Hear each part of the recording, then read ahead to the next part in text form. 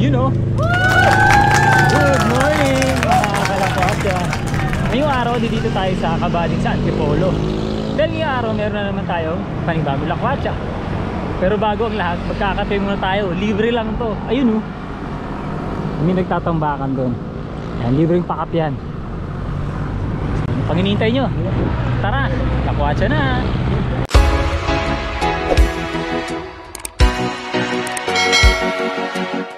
Okay, so magkakape na nga tayo dito sa kapihan sa kampo. Tapos tignan nyo, may mapapanood kayo dito.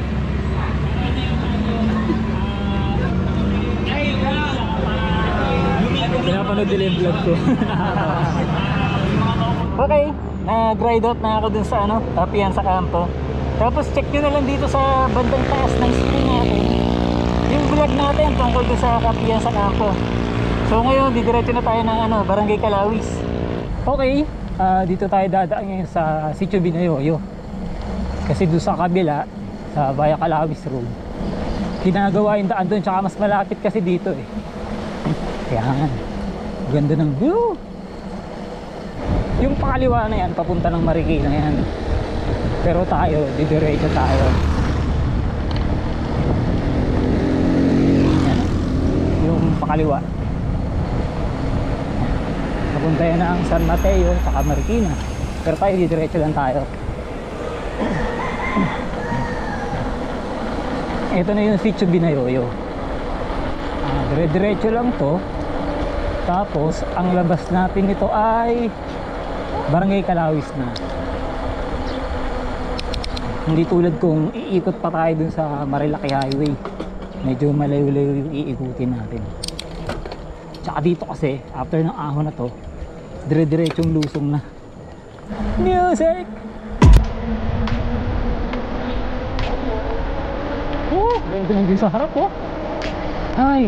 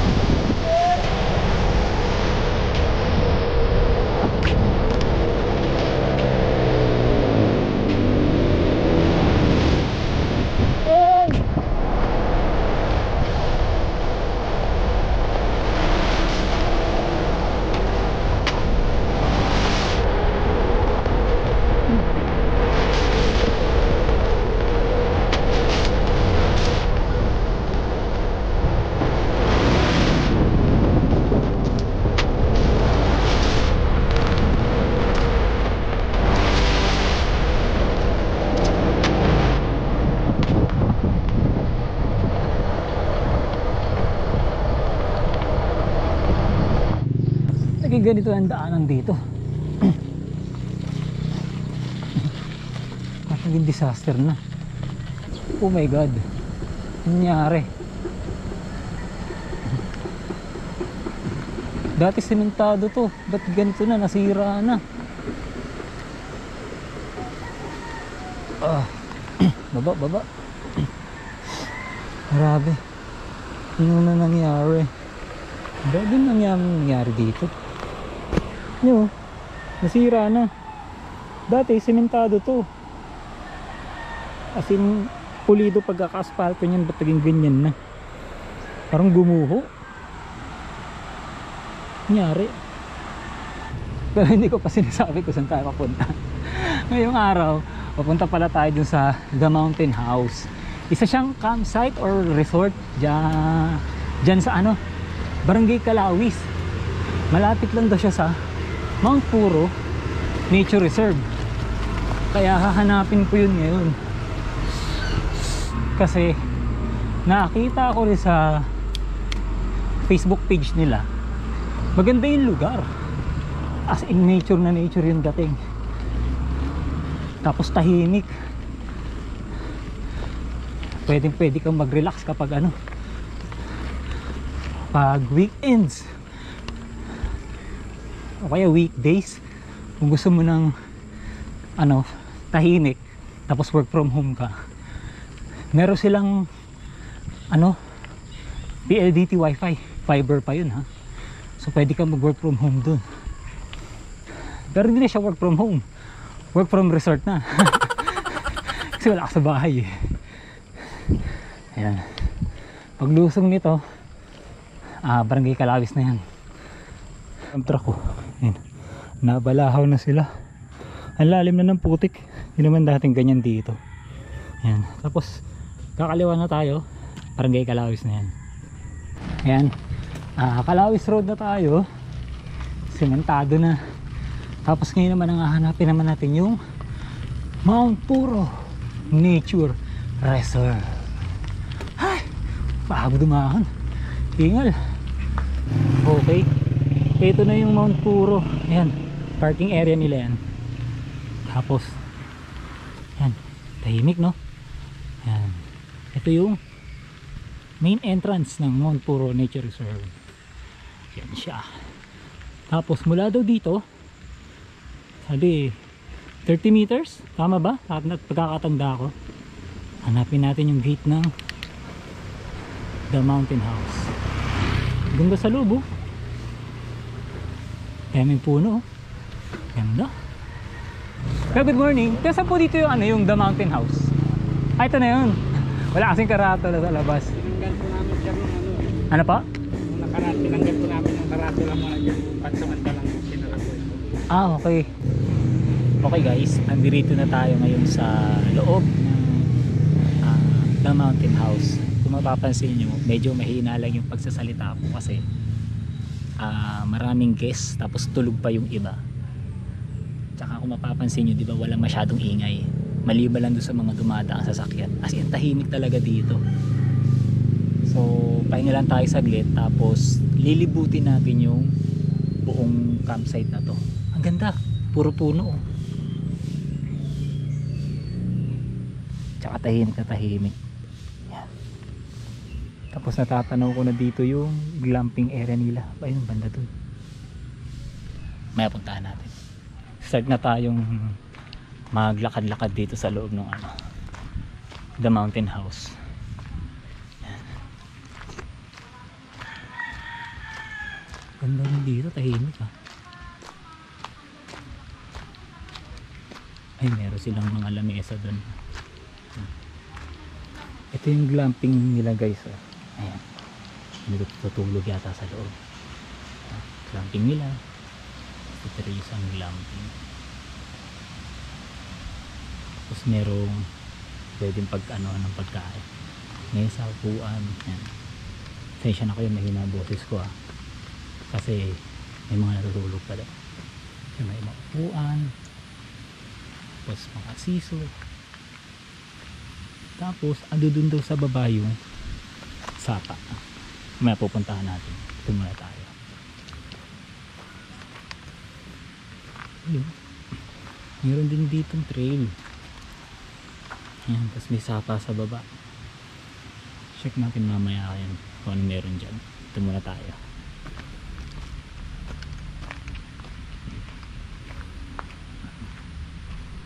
Ito yung main house. Ayan. Main house. Ang ganda ah. Maluwag. Kaso dahil mapuno, baka hindi tayo makapagpalipad kay Happy. Makasagap ng ganda oh. Ito yung sa pahat. Ayan. So far walang tao. Ayan. Tapos mayroon din sapa sa baba kung gusto nyo maligo. Ayun. Malinis din yung tubig ah. Ayan. Maliit lang nila. So pwede siguro kung katambay kayo ng tropa nyo dito lang. Ayan, pwede na po. Tapos dito naman sa area nung nung Sapa Hut. Ayun yung Sapa Hut, di ba? Yan. Ito naman, may ginagawa pa silang isa pang structure dito. Hindi ko lang alam kung ano rin ang itatawag nila dyan. So abangan nila natin sa Facebook page nila. Ito sa glamping area na to, sa gilid, may daanan papunta dun sa Sapa. I-check din natin.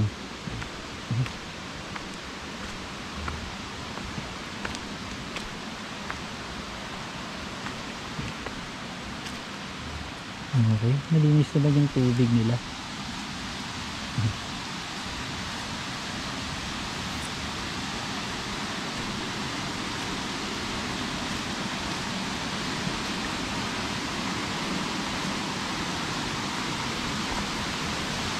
Ayun, meron sila doong parang man-made na falls. Yung usual na nakikita natin sa Carias, sa iba pang parte ng Antipolo, mga falls na pinupuntahan natin. Ay, ganda. Nakita natin.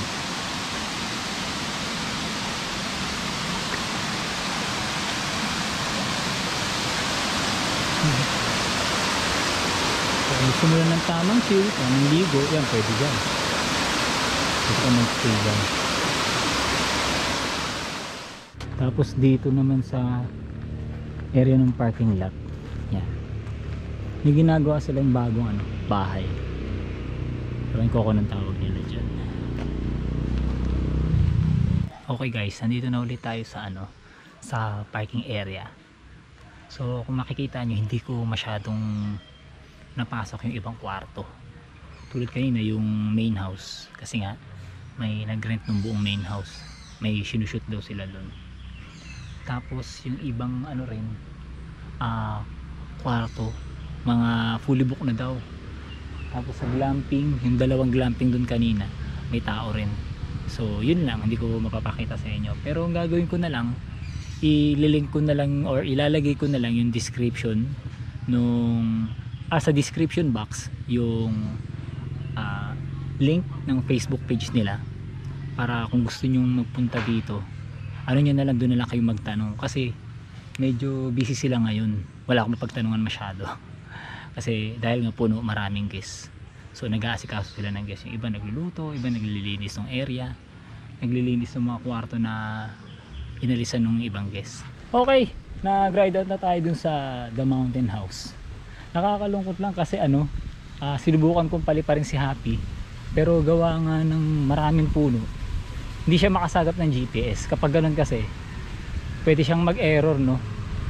Tapos mag-crash. Kaya hindi naman natin isusugal yung buhay ni Happy, diba? Kaya yun lang ang nakakalungkot. Pero maganda yung lugar, nature na nature. Kaya kung gusto mong mag-relax, tapos tamang chill lang, pwede ka dito. At palabas na tayo ng Marilaki Highway, pauwi na tayo ng Manila. Isa na namang maikling short ride ang ating maikling na short ride pa. Time check natin, 9:34 ng umaga. Imagine mo, last 9 pa lang, pauwi ka na. Samantalang yung iba nag-uumpisa pa lang. At ayun na nga, andito na tayo sa Marilaki Highway. So dito na natin tatapusin yung video ng lakwatsa natin ngayong araw na to. Pero syempre, shoutout pa rin kay Buddy Charles sa pagbibigay sa atin ng visa, para naman mabisita natin at makita natin kung ano ang meron sa loob ng The Mountain House na matatagpuan dun sa Barangay Calawis, Antipolo City. Init! So hanggang dito na lang, at pagkakalimutan, kapag gusto ng good vibes, mag-subscribe. Salamat!